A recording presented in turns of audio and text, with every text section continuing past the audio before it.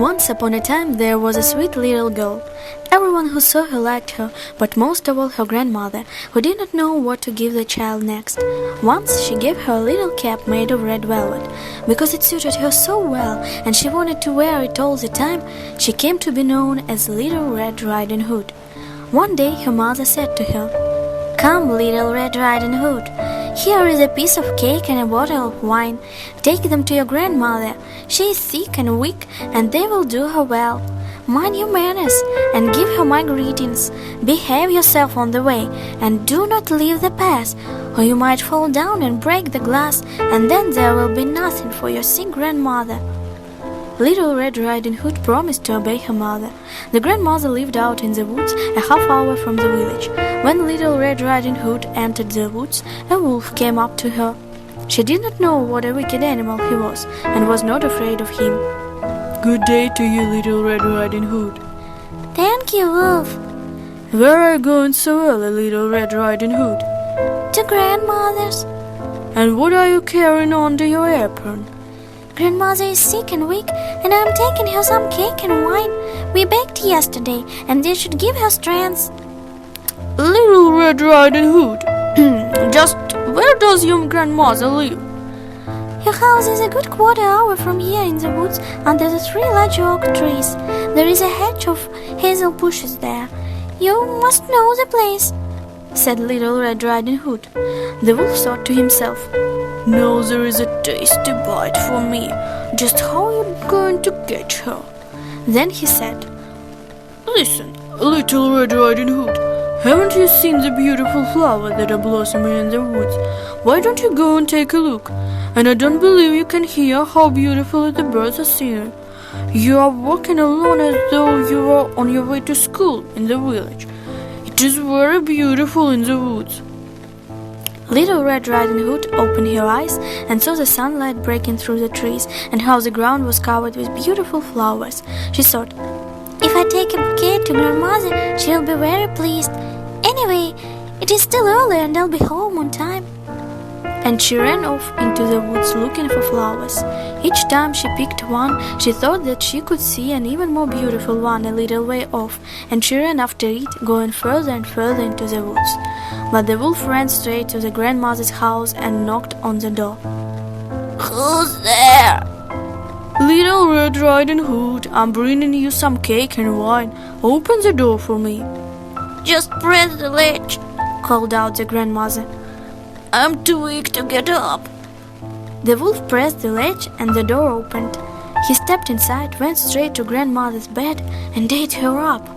Then he took her clothes, put them on, and put her cap on his head. He got into her bed and pulled the curtains shut. Little Red Riding Hood had run after flowers and did not continue on her way to grandmother's until she had gathered all that she could carry. When she arrived, she found to her surprise that the door was open.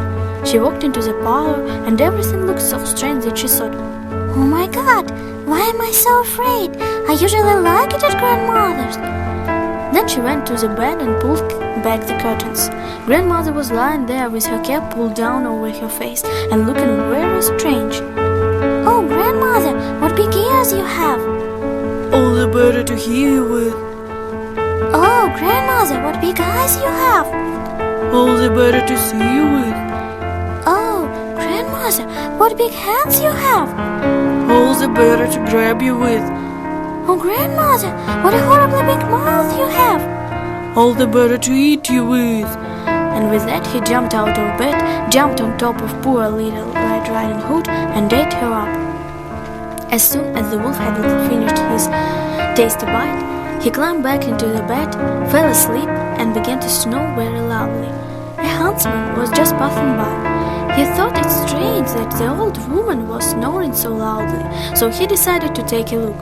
He stepped inside, and in the bed there lay the wolf that he had been hunting for such a long time.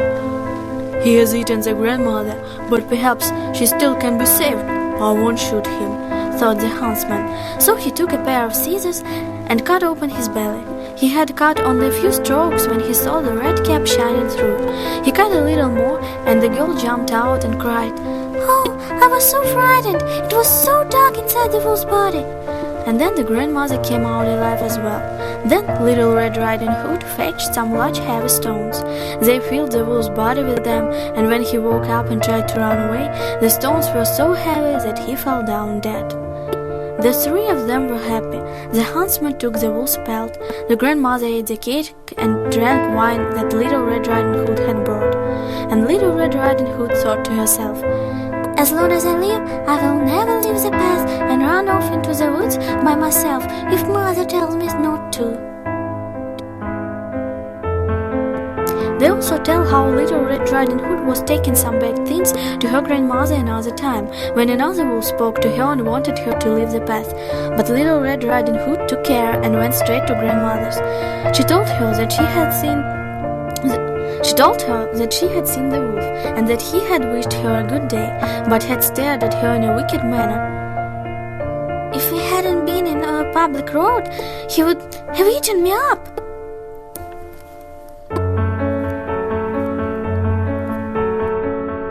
Once upon a time there was a sweet little girl. Everyone who saw her. They also tell how Little Red Riding Hood was taking some baked things to her grandmother another time, when another wolf spoke to her and wanted her to leave the path. But Little Red Riding Hood took care and went straight to grandmother's.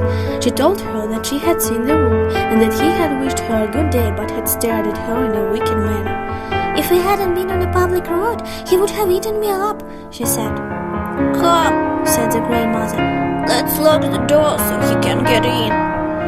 Soon afterwards the wolf knocked on the door and called out, "Open up, grandmother.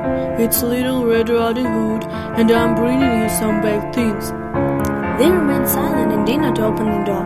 The wicked one walked around the house several times and finally jumped onto the roof. He wanted to wait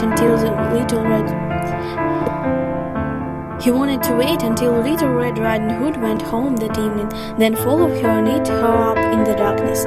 But the grandmother saw what he was up to. There was a large stone throw in front of the house. "Fetch a bucket, Little Red Riding Hood," she said. "Yesterday I cooked some sausage. Carry the water that I boiled them with to the straw."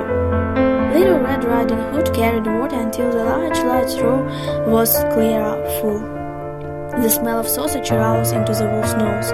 He sniffed and looked down, stretching his neck so long that he could no longer hold himself, and he began to slide. He slid off the roof, fell into the trough, and drowned. And Little Red Riding Hood returned home happily and safely.